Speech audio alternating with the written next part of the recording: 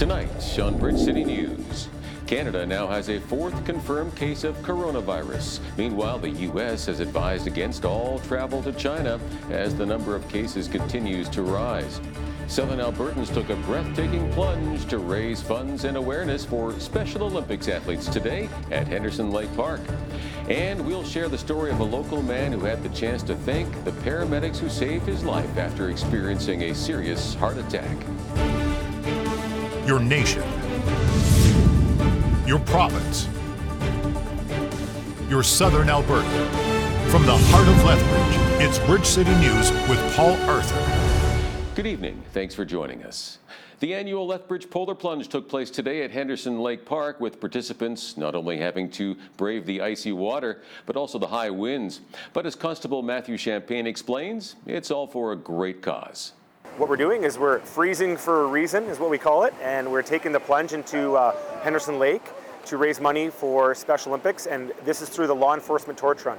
And it's all about interacting with athletes, seeing the joy on their faces, going to their Special Olympics events and supporting them in sport. And this is how law enforcement gives back, is by putting forward these events, organizing these events to raise those funds, so that way our athletes throughout Alberta, Lethbridge, Canada can participate in sport. That money goes to help them pay for registration fees, for equipment, for coaching, for all those sort of things, because that all costs money. So if we can give back in that way, that's how we do it. If you're too chicken to plunge, you can donate online at specialolympics.ca. A Lethbridge man who experienced a medical emergency at the ATB Centre last year was reunited with the team of paramedics who saved his life. BCN's Loris Alexander was at the Lethbridge Fire Station to hear his story. Joking around with firefighters, Tony Days doesn't look like someone whose heart quit on him 6 weeks ago. On December 15th, my world was changed forever. I suffered a heart attack while playing hockey. Lethbridge Fire Department officials say the integrated response model of paramedic firefighters allowed for a seamless upturn, and 52-year-old Days is one of their success stories. When we got on scene, we were led to the room by the people who were playing hockey with him at the time.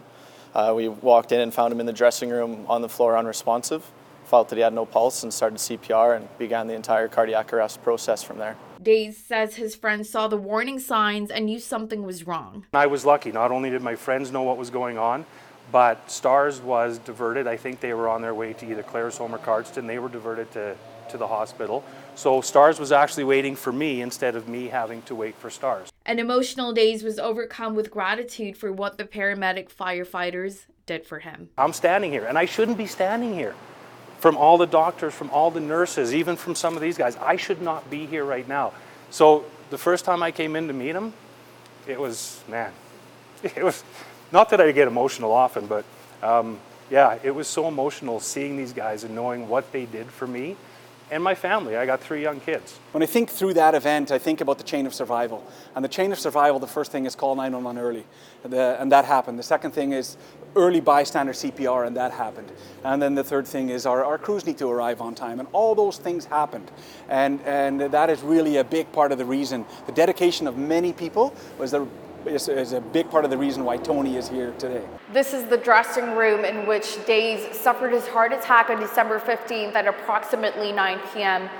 He'd like to thank his friends and family, the staff here at ATB Centre, and of course the Lethbridge Fire Department for coming to his rescue in such a timely manner.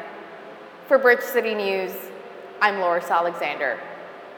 As of yesterday, Sobeys is officially the first national grocery chain to remove plastic bags at all stores across the country. 250 stores across our nation are eliminating plastic bags from our stores permanently. We've been told from the statistics that if you lined up all those bags, it would make a trip around the world almost 3 times. So that is a pretty big step on our part to eliminate such a large amount of waste, basically. Plastic is completely gone now. We have a variety of different options to choose from. Our large reusable bags for 99 cents. We're also offering paper bags for 10 cents, and half of the proceeds go to one tree planted. And then we have t-shirt bags for 25 cents as well. Following this ecological move, the company will quickly follow with phasing out plastic grocery bags under all its other brands, including Safeway, Freshco, and Foodland. Blood Tribe police are investigating after human remains were discovered yesterday on the Blood Reserve near a home in the Laverne area.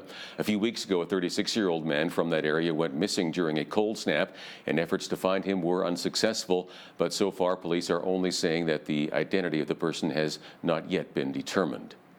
A shooting at a party at a downtown Toronto Airbnb rental has left 3 men dead. Toronto Police Chief Mark Saunders says gunshots rang out in the condo complex at about 10:30 last night. He said a 4th victim was also shot and suffered non-life-threatening injuries, while a 5th person had minor injuries.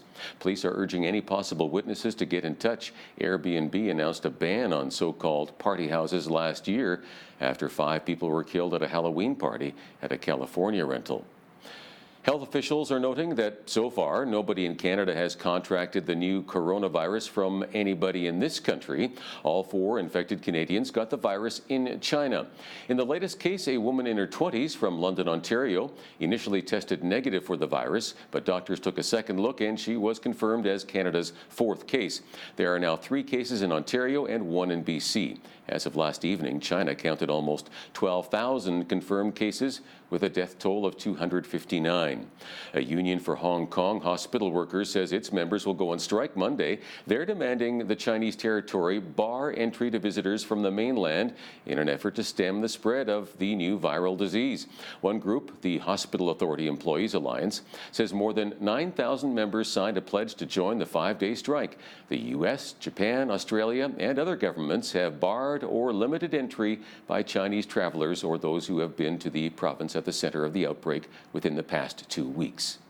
The U.S. has advised against all travel to China as the number of coronavirus cases spikes. All 3 major U.S. airlines are planning to cancel flights to China until at least March.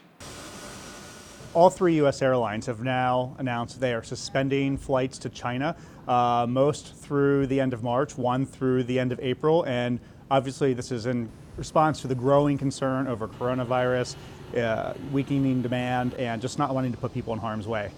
At this point, it's a advisory against going to China. It is not a prohibition. So if you can find an airline that continues to fly there, it's at your discretion or your own risk.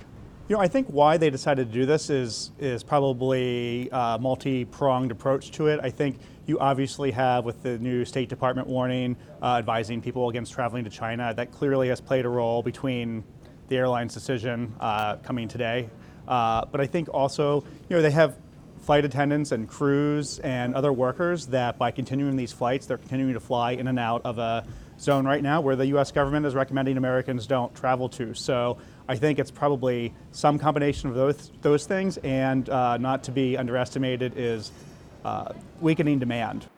An opera singer charged with using an SUV to blast through barricades outside of U.S. President Donald Trump's Mar-a-Lago estate has refused to appear in a Florida court.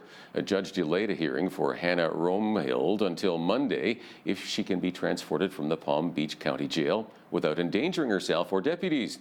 The 30-year-old woman led authorities on a wild chase yesterday through Palm Beach and past Mar-a-Lago, drawing gunfire after driving through checkpoints outside the club. Trump was not present at the club at the time. As this vehicle that's going in excess of 70 miles an hour comes towards the Mar-a-Lago checkpoints, she crashes through the first one, which is barricades manned by deputies, goes through to the second checkpoint. There's already a vehicle there that's being checked, crashes through that particular area, and then over towards where another checkpoint would be, where there's deputies and the Secret Service are actually in the street next to the vehicle. That's when they said, you know what, we need to take some action here to try to disable this vehicle and the driver before it goes any farther. That trooper followed that vehicle to a local motel where the driver jumped out and was trying to flee to a room. The trooper did a great job, tackled her and took her into custody there. The vehicle has been struck by multiple rounds of gunfire. Nobody is injured, thank goodness. Neither the deputies nor the Secret Service agent nor the people that were in the vehicle. This is not a terrorist thing. This is somebody that obviously was impaired somehow and is driving very recklessly and endangering not only the public, but the law enforcement officers that are there. That's what this is. It's a new day of political freedom for the UK and supporters of the long-coming Brexit. There were celebrations last night as the clock ticked down to 11 p.m. when the EU and UK divorce deal was officially enacted. The issue has divided the United Kingdom and disappointed pro-EU supporters. There is still an 11-month transition period for the UK and European Union to work out a new trade deal. Recapping one of our top news stories, Canada now has a fourth confirmed case of coronavirus. Meanwhile, the U.S. has advised against all travel to China as the number of cases continues to rise. And a look at weekend weather, increasing cloudiness this evening with a 60% chance of rain or flurries overnight, with the wind tapering off and a low of -5. For tomorrow, skies should begin to clear in the morning with a high near 0. Lethbridge Mayor Chris Spearman stopped into our studios recently to give us an update on what's been happening in our city. Hal Roberts has that interview next. But first, here's a look at what's happening in and around your community. Here's your Bridge City News community calendar. Night to Shine is an event sponsored by the Tim Tebow Foundation and hosted by My Victory Lethbridge on Friday, February 7th. Night to Shine is an unforgettable prom night experience for people with special needs, ages 14 and older. This complimentary event begins on a red carpet with guests receiving the royal treatment, including hair and makeup stations, limousine rides, a catered dinner, and much more. For details and to register, visit myvictory.ca. And if you'd like to volunteer, email carol@myvictory.ca. Celebrate Family Day at the Galt Museum and Archives for their second annual free pancake brunch. Taking place on February 17th beginning at 10 a.m., come and enjoy delicious pancakes, music, crafts, and games. And while you're there, check out the exhibits and complete a special treasure hunt. Admission is free. For more information, visit galtmuseum.com/events. The Lethbridge Association of the Blind provides numerous activities for the blind and visually impaired in the Lethbridge area. These events include dinners with entertainment, theatrical performances, local museum tours, bowling, and much more. For more information or to volunteer, call 403-942-1677 or email brownwj@shaw.ca. And that's your Bridge City News community calendar.